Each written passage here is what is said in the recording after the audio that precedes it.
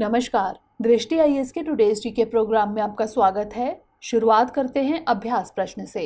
प्रश्न था, centre for brain research का उद्घाटन कहाँ किया गया है?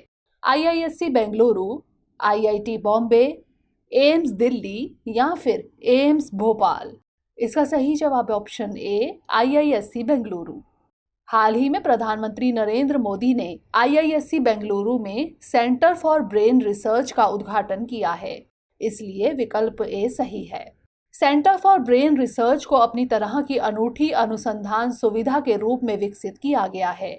यह देश में नैदानिक अनुसंधान को प्रोत्साहित करने के साथ स्वास्थ्य सेवाओं में सुधार के लिए अभिनव समाधान खोजने का प्रयास करेगा।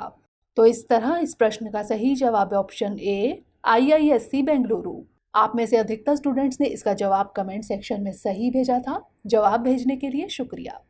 आज के सेशन का पहला प्रश्न है, वर्ष 2022 में ग्रीष्म संक्रांति किस तारीख को होगी? 21 जून, 22 जून, 23 जून या फिर 24 जून? इसका सही जवाब ऑप्शन ए, 21 जून।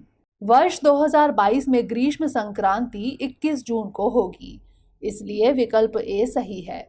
उत्तरी गोलार्ध में गर्मियों की शुरुआत की आधिकारिक घोषणा होने के अलावा यह साल का सबसे लंबा दिन भी है। इस दिन सूर्य अपने सबसे उत्तरी बिंदु पर पहुंचता है। यह उत्तरी गोलार्ध में ग्रीष्म यानी ग्रीष्म संक्रांति का पहला दिन और दक्षिणी गोलार्ध में सर्दियों का पहला दिन यानी शीतकालीन संक्रांति होता है। तो इस तरह इस प्रश्न का सही जवाब है ऑप्शन ए, 21 जून। अगला प्रश्न है, वर्ष 2022 के राष्ट्रमंडल खेलों की मेजबानी कौन सा शहर कर रहा है? ग्लासगो, बर्मिंघम, मेलबोर्न या फिर नई दिल्ली? इसका सही जवाब है ऑप्शन बी, बर्मिंघम। हाल ही में भारत ने राष्ट्रमंडल खेलों के लिए 18 सदस्यीय वरिष्ठ पुरुष हॉकी टीम का चयन किया है। वर्ष 2022 का राष्ट्रमंडल खेल इंग्लैंड के बर्मिंघम में होने जा रहा है, इसलिए विकल्प बी सही है। पहला राष्ट्रमंडल खेल 1930 में कनाडा के शहर हैमिल्टन में हुआ था। वर्ष 1930 के बाद से हर 4 साल बाद इसका आयोजन होता रहा है, लेकिन द्वितीय विश्व युद्ध के कारण 1942 और 1946 में इसका आयोजन नहीं हो सका था। तो इस तरह इस प्रश्न का सही जवाब है ऑप्शन बी, बर्मिंघम। अगला प्रश्न है, डच रोग क्या है? एम्स्टर्डम में एक वायरल प्रकोप, प्राकृतिक संसाधनों की खोज के कारण अर्थव्यवस्था में असमान वृद्धि, नस्लीय भेदभाव को दर्शाने वाला एक शब्द या फिर जैविक युद्ध का वर्णन करने वाला एक शब्द? इसका सही जवाब है ऑप्शन बी, प्राकृतिक संसाधनों की खोज के कारण अर्थव्यवस्था में असमान वृद्धि। अर्थशास्त्र में डच रोग एक ऐसी घटना को संदर्भित करता है जिसमें एक देश प्राकृतिक संसाधनों की खोज के कारण क्षेत्रों में असमान विकास का गवाह बनता है, इसलिए विकल्प बी सही है। यह विचार पहली बार 1982 में अर्थशास्त्री पीटर नेरी और मैक्स कार्डन द्वारा प्रस्तावित किया गया था। डच रोग शब्द पहली बार द इकोनॉमिस्ट द्वारा नीदरलैंड में विनिर्माण उद्योग की गिरावट का वर्णन करने के लिए गढ़ा गया था। तो इस तरह इस प्रश्न का सही जवाब है ऑप्शन बी, प्राकृतिक संसाधनों की खोज के कारण अर्थव्यवस्था में असमान वृद्धि। अगला प्रश्न है, कोट्टियूर वन कहाँ स्थित है? तमिलनाडु, कर्नाटक, आंध्र प्रदेश या फिर केरल? इसका सही जवाब है ऑप्शन डी, केरल। केरल के कोट्टियूर वनों में पहली बार एक दुर्लभ dragonfly the spiny horn tail या बीच ओंकुलेसिस की उपस्थिति दर्ज की है, इसलिए विकल्प डी सही है। पश्चिमी घाटों में पाई जाने वाली इस प्रजाति की खोज इस साल की शुरुआत में महाराष्ट्र के सिंधुदुर्ग जिले के चौकुल में हुई थी। इस खोज से पहले ड्रैगन फ्लाई जीनस बर्मागोम्स का प्रतिनिधित्व 3 प्रजातियों द्वारा किया जाता था, बी कावेरिकस, बी पिरामिडालिस और बी लेडलवी।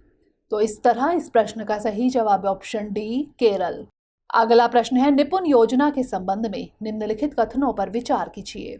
1, इसे आवास और शहरी मामलों के मंत्रालय द्वारा लॉन्च किया गया है। 2, इसका उद्देश्य लगभग 1 लाख निर्माण श्रमिकों को प्रशिक्षित करना है। उपरोक्त में से कौन सा यहाँ से कथन सही है या फिर है? केवल 1, केवल 2, 1 और 2 दोनों या फिर ना तो 1 और ना ही 2? इसका सही जवाब है ऑप्शन सी, 1 और 2 दोनों।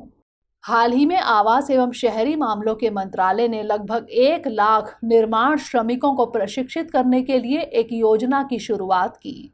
इस योजना का नाम निपुण यानी national initiative for promoting upskilling of निर्माण वर्कर्स है।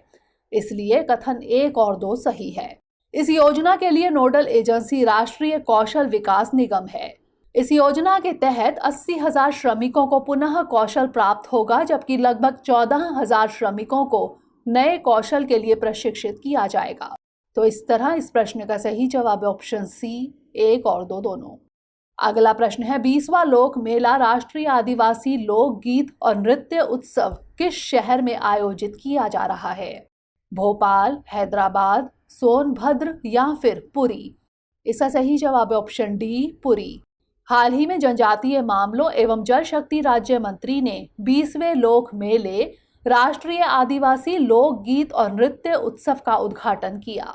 यह मेला ओडिशा के पुरी में आयोजित किया जा रहा है, इसलिए विकल्प डी सही है। इसका उद्देश्य आदिवासी संस्कृति को बढ़ावा देने के साथ साथ इसकी मौलिकता और विशिष्टता को बनाए रखना है। तो इस तरह इस प्रश्न का सही जवाब है ऑप्शन डी, पुरी। अगला प्रश्न है ज्योतिर्गमय महोत्सव के संदर्भ में निम्नलिखित कथनों पर विचार कीजिए। 1, यह उत्सव संगीत नाटक अकादमी द्वारा आयोजित किया जाता है। 2, इसका उद्देश्य देश भर में दुर्लभ संगीत वाद्य यंत्रों की प्रतिभा को प्रदर्शित करना है। उपरोक्त में से कौन सा यहाँ से कथन सही है या फिर है? केवल 1, केवल 2, 1 और 2 दोनों, या फिर ना तो 1 और ना ही 2? इसका सही जवाब है ऑप्शन सी, 1 और 2 दोनों। हाल ही में केंद्रीय संस्कृति एवं पर्यटन मंत्री ने ज्योतिर्गमय महोत्सव का उद्घाटन किया। संगीत नाटक अकादमी विश्व संगीत दिवस के अवसर पर इसे आयोजित कर रही है, इसलिए कथन 1 सही है। यह देश भर के दुर्लभ संगीत वाद्य यंत्रों की प्रतिभा को प्रदर्शित करने का त्योहार है, इसलिए कथन 2 भी सही है। इसका उद्देश्य उन अनसुने कलाकारों को आवाज देना है जो शायद ही कभी सुर्खियों में आ पाते हैं। तो इस तरह इस प्रश्न का सही जवाब है ऑप्शन सी, 1 और 2 दोनों। अगला प्रश्न है ब्लैक स्वान घटना क्या है? एक अप्रत्याशित घटना जिसका अर्थव्यवस्था पर महत्वपूर्ण प्रभाव पड़ता है।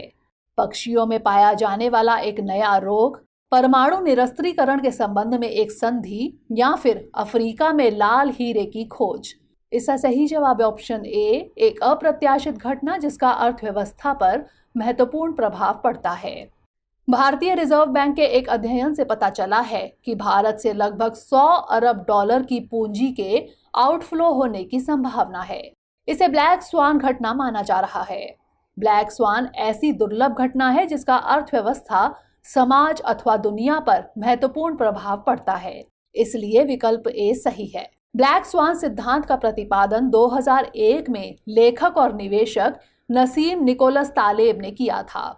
यह सिद्धांत उनकी पुस्तक the black swan the impact of the highly improbable 2007 से लोकप्रिय हुआ।